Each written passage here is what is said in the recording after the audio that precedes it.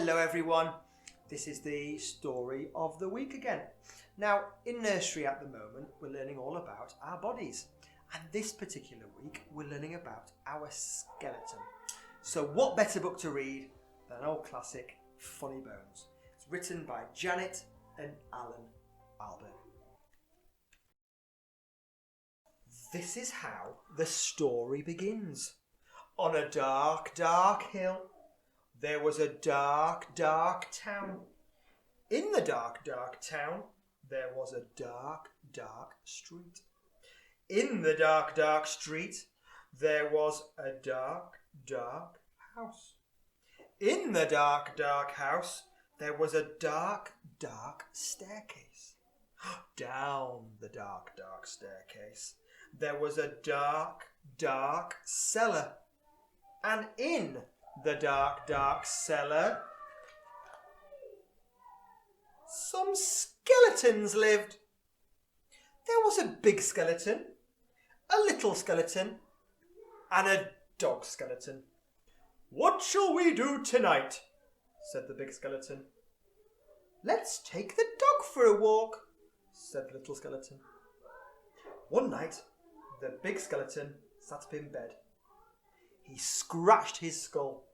"What shall we do tonight?" he said. "Let's take the dog for a walk," said the little skeleton. "And frighten somebody." "Good idea," the big skeleton said.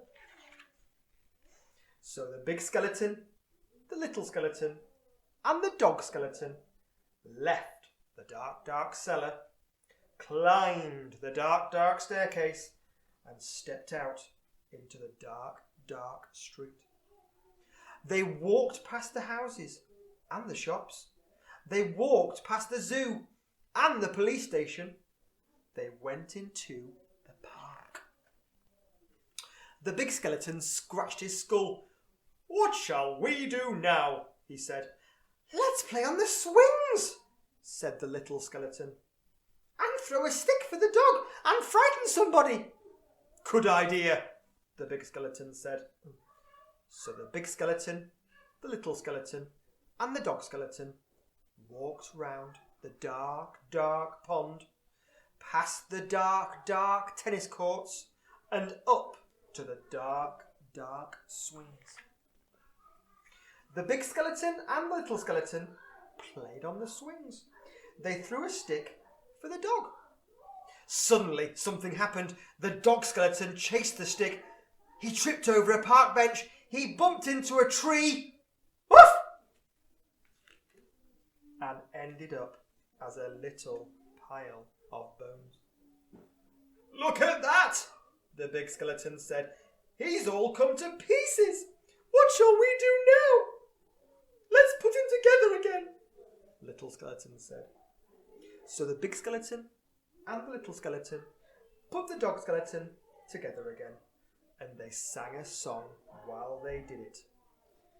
The toe bone's connected to the foot bone bone's connected to the leg bone's connected to the hip bone's connected to the backbone. Then they got mixed up. "Is that a toe bone?" little skeleton said. "Where does this one go?" said the big skeleton. And when they had finished, the big skeleton said, "That dog looks a bit funny to me." "So he does," said the little skeleton.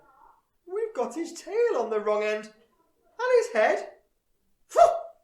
said the dog skeleton.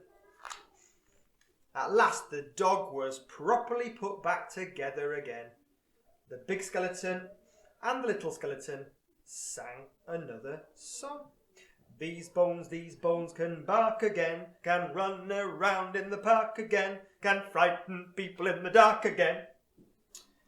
The big skeleton scratched his skull. "That reminds me," he said. "We forgot to frighten somebody." "Let's do it on the way home then," said the little skeleton. "Good idea," the big skeleton said. "I wish we had a nice little boy to frighten. I wish we had a nice old lady to frighten." So the big skeleton, the little skeleton, and the dog skeleton left the dark, dark swings, went out into the dark, dark town and tried to frighten somebody. The trouble was, there wasn't anybody. Everybody was in bed. Even the policemen in the police station were in bed. Even the animals in the zoo. Of course, the skeleton animals were awake. Squeak, squeak, snort, oink.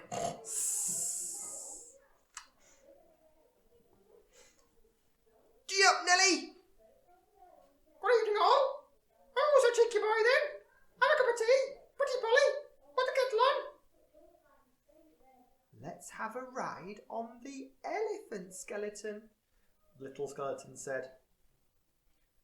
Let's have a word with the parrot skeleton. The big skeleton scratched his skull. Let's keep out of the way of the crocodile skeleton, he said. When they were back in the street, and when they could still not find anybody to frighten, the big skeleton said, "What shall we do now?" The little skeleton scratched his skull. "Let's frighten each other," he said. "That's better than nothing." "Good idea," the big skeleton said. "I'm coming to get you. Gotcha!" So after that, the big skeleton frightened the little skeleton, and the little skeleton frightened the big skeleton, and the big skeleton and the little skeleton frightened the dog skeleton, and the dog skeleton frightened them. Meow. Woof!